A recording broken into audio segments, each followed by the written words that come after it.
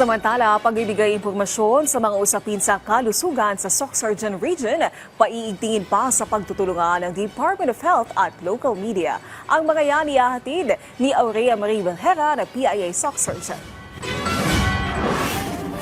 Upang masiguro na tama at madaling maintindihan ng publiko ang mga balitang pangkalusugan, nagsanib puwersa ang Health Promotions Bureau ng Department of Health, DOH Sorsogon at ang media sector sa katatapos lamang na Media Conference 2025 sa General Santos City. Higit 50 mamamahayag mula sa iba't ibang panig ng rehiyon ang sumalang sa 3 araw na pagsasanay. Sentro ng talakayan ang health literacy o ang kakayahang gawing simple at accurate ang mga technical na usaping medikal. Ayon kay Lea Reformado Dominguez, ang Health Education and Promotions Officer ng DOH-12, hindi na lamang basta tagapagbalita ang tingin nila sa media, kundi mga partners sa pagliligtas ng buhay. Ang didisseminate po ng information ay napaka-importanting tool. Kumbaga isa po ito sa ating mga ginagampanan sa mga mamamayan para po maiparating yung tamang impormasyon. Kasi kapag tama yung impormasyon, ibibigay natin sa mga tao, mas nagkakaroon sila ng weapon, no, para protektahan nila yung sarili nila. Kasi sa pamamagitan nito,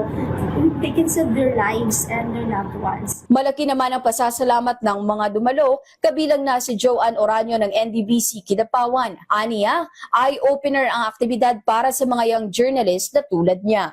Nakakuha tayo ng mga first-hand information coming from the health experts. Natuto tayo kung paano natin atakihin ang isang anggulo ng balita na kung saan makakahikayat tayo ng healthy behavior sa public. Sa pamamagitan ng MediaCon ay mas nakasisiguro ang DOH na magiging katuwang ang media sa paghahatid ng tama at maaasahang impormasyon sa publiko.